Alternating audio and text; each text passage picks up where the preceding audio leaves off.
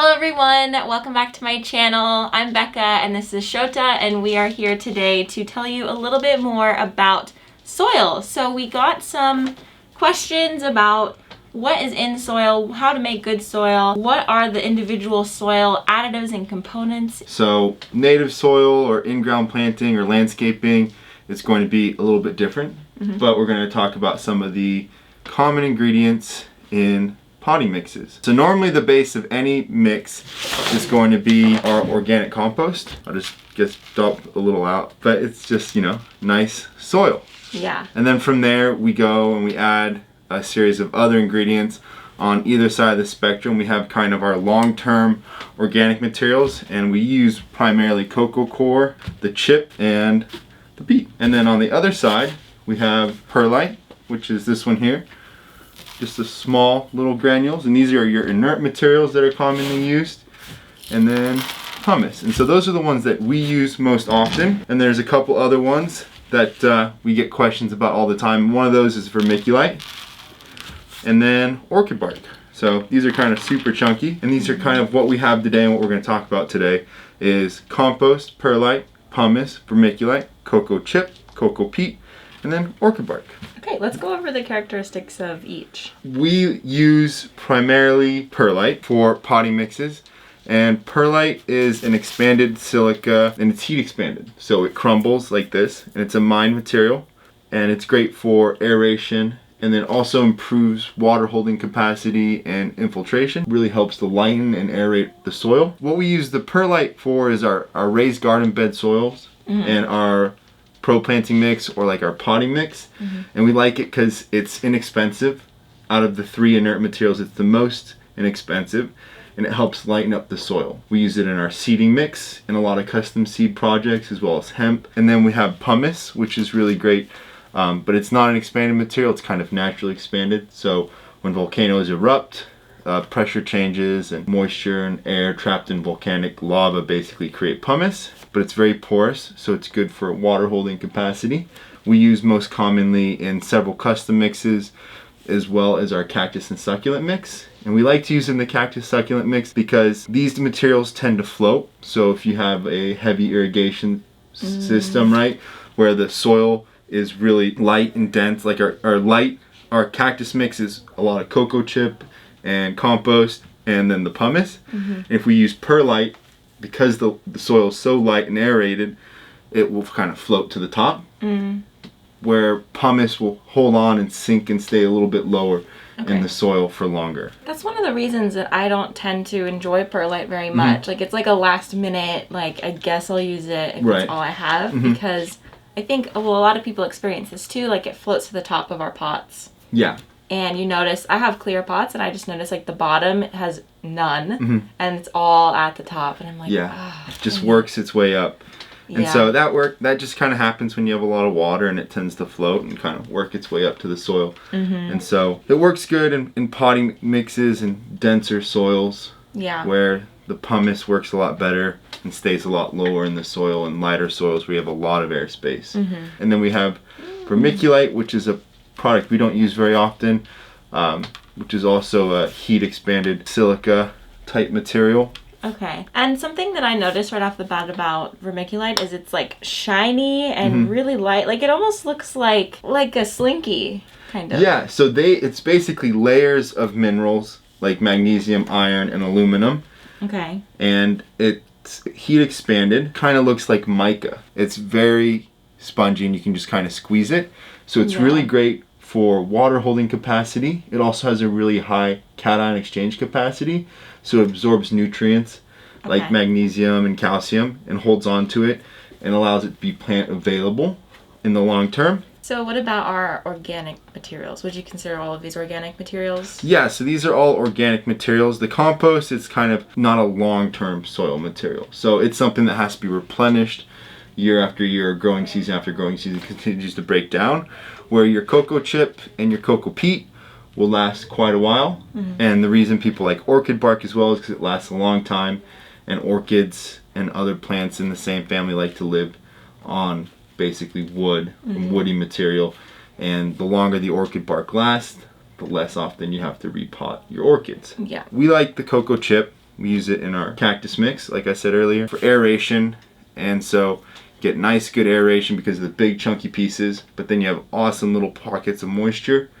So the plant can have water whenever it would like. And then the peat, the cocoa peat, we use anywhere someone would regularly use peat moss. These are sustainable, renewable ingredients, where peat moss is a kind of like a fossil fuel, where it's a non-renewable and takes thousands of years to create. I don't know why it's so widely used when there's another option. Like it's a lot of it is people are stuck in their ways. Yeah. You know? Yeah. And so if you've been using peat and everyone else has been using peat and that's what you know, then you're going to use peat. And peat does work. It's a good product. There's a reason people use it. But there are fantastic alternatives like the coco coir that I believe work a little bit better. Yeah. So we're going to go ahead and make some soil blends. Just some example soil blends if you want to mix your own soil at home. Obviously, we talked about in the last video how that's not always very cost effective, but you know, if you want to, this is how you would kind of do that. Yeah, and you kind of have an idea of how we design our soil blends to work. Yeah, because you're a soil designer. Yeah. Is that your title? It's one of many titles. Okay. We're a small company, so we have to wear a lot of hats, but Yeah. I do all the soil designing. So yeah, that's a fun thing. I don't think Yeah. we said that last time, but you design all the soil. You are like the expert in this. So we've got an expert, you guys. Well, yeah, trial and error expert. I guess we'll start off, we'll make 2 potting mix. We'll do a seeding mix first. So a seeding mix is going to be a little compost, right? Okay. And then usually you can go with vermiculite or perlite in this case. We like to use perlite because it's more cost effective, and we find that our compost has plenty of water holding capacity, and so the vermiculite provides a little too much water holding capacity, where the big thing that we want out of our inert material in our potting or our seeding mix is aeration. So normally that's about something like that. So a seeding mix for the most part is a little compost and a little perlite. Okay. Or vermiculite, whichever one you like, but that's kind of where we start off, right? And so that's your seeding mix, and you can put that in a little cup. And then some people like to add a little peat, coco peat. Okay. And so this is our pro coco coir in the fine cut, and that adds an additional level of water holding capacity without the nutrient aspect. So it's not as nutrient dense as just using compost. So when you say seeding mix, are you really meaning like seed starting? Yeah. Okay. Yeah, for starting seeds in containers, your little veggies and things like that. And on that note, depending on what you're seeding, they will have different requirements. And so some seeds will like a little bit more nutrient dense soil with a little bit more water holding capacity, and others will like very nutrient minimum soil. So you want to use a little compost opposed to a little more compost. And it's kind of a spectrum. And so depending on the seeds and the seed varieties, there can be a difference in what they like. So if you're doing tomatoes, cucumbers, or just alfalfa sprouts or something, you can have a variety of seeding mixes. And that goes for almost any mix. But generally speaking, you know, that would work. And then if we want to make this into a proper potting mix, basically all we have to do is make it a little denser. And that normally just involves adding a little more compost. But then this here, what we have here, this is a nice potting mix. So a nice blend of coco coir, compost, and perlite. So this is like raised bed, gardens. Yeah, raised bed, containers, tomatoes, things like that. This is going to be generally a little too pricey for raised bed gardens. And it's the one thing I like for raised bed gardens as well is coco chip, because it's outside and in the sun. I want nice big hunks of moisture holding capacity. And usually in a raised garden blend we'll also use native soil.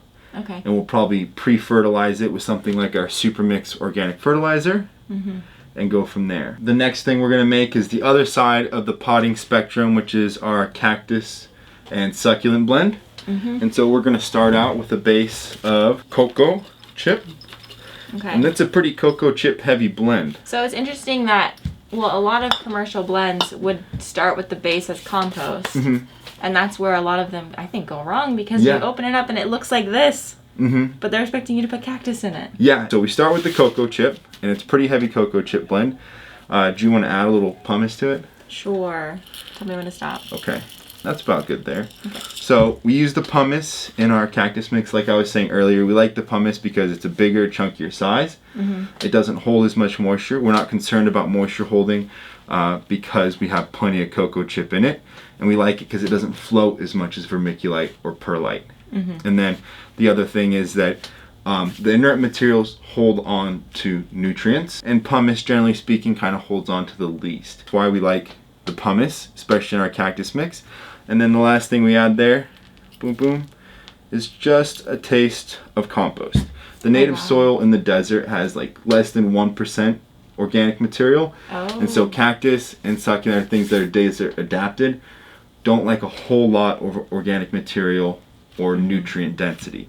So we just sprinkle a little bit on top and we'll blend that up, and that probably needs a little more compost.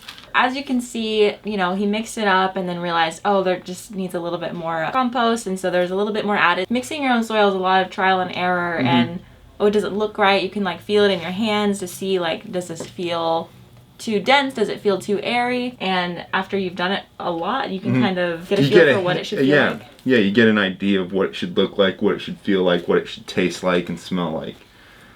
Taste like? You don't taste your soil?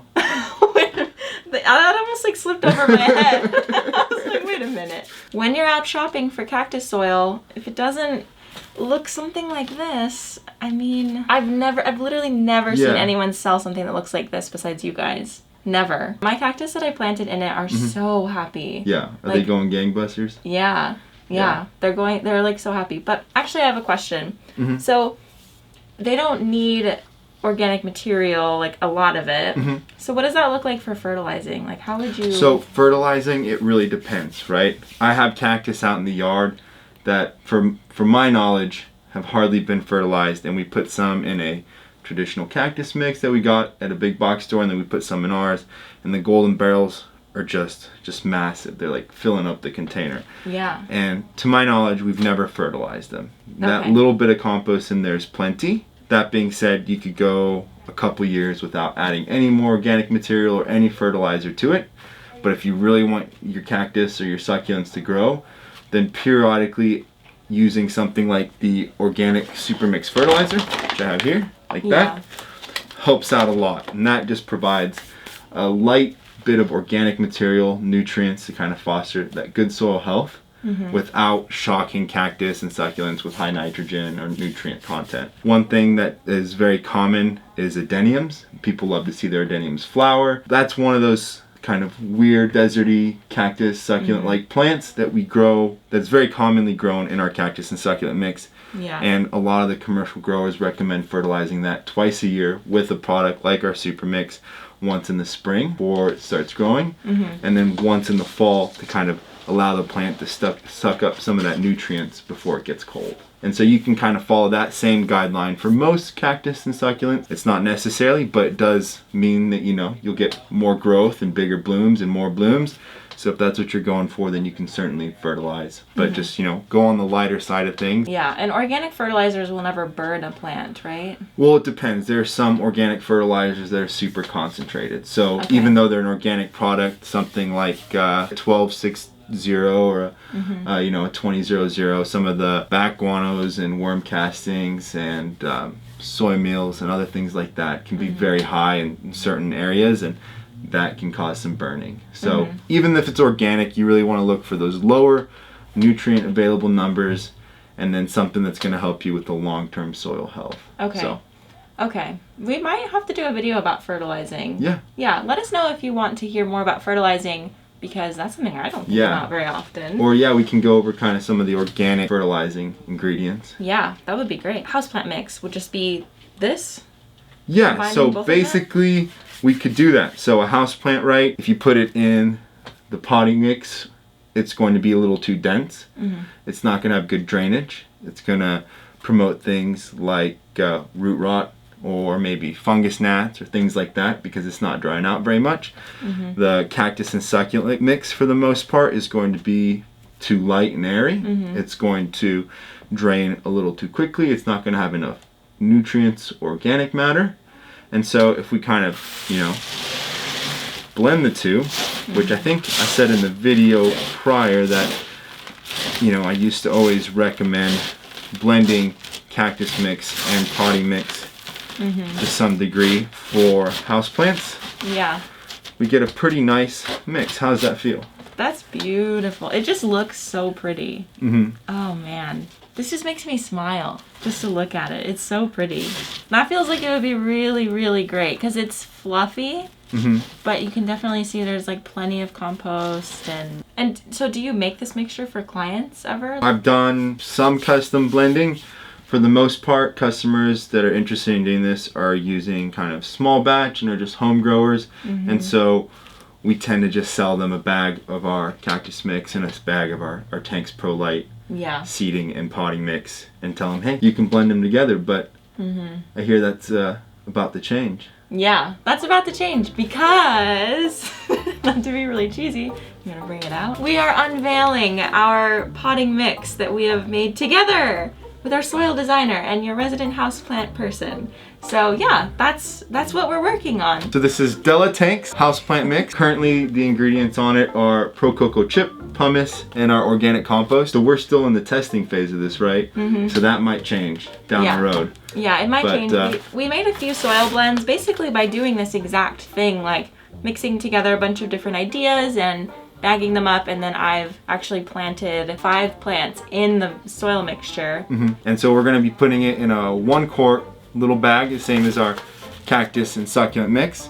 And then if you guys are interested in another bag size, we would love to hear your feedback. We can certainly make that happen. It's just for now, this is the easiest little size to ship and get out to people. One of those things is I've never been a houseplant person or had a whole lot of experience with it, so working with you on being able to design something and have you test it has been huge because it's allowing us to bring something to the market with confidence and with a great partnership like you. And so that's the Della Tank's houseplant soil. Yeah, it's not this exact blend, so let's not get it twisted, but it's something, it's gonna be similar something like to this. But yeah, like this wasn't exactly measured out with like specific ratios, so that kind of tells you like you don't necessarily need to know like this ratio, this ratio, this ratio. You can just like look at it and feel it. Yeah. And then so that's the thing with a lot of custom mix applications that we do here at Tanks. We'll mix up ratios on percentages or parts, 1 part this, 2 part that. And that's great for replicating soil products. But at home, if I'm just testing or if I'm just messing around, I'll kind of just do it by feel, or I am counting the number of cups or scoops or whatever. And cool. Well, thank you so much for giving us this great display and explanation of all of these different ingredients and how you actually use them for different blends. I hope that was really helpful. If you guys have any questions, please leave them in the comments below. Yeah, we'll be in the comments answering questions. So now we're going to answer some questions from the previous video. So if you didn't see our previous video, I will have it linked down below and in the cards up above. But we are going to answer some questions that popped up from that video. So someone is asking, in terms of microbes being good, does that include the white surface mold that occurs on wet soil? Is it like a powdery mildew kind of thing, or a mildew? It's straight just mold. It looks like cobwebs. 90% of the time, I'd say any kind of fungal activity or bacterial activity in or on the soil is a beneficial thing. If you have something that's wet in a dark place and you're getting surface mold, I would just be on the side of caution and maybe remove it or treat it or put it somewhere where it has a chance to dry out, just because you're in an indoor setting. So if it's in your house, then you're breathing in all those little spores.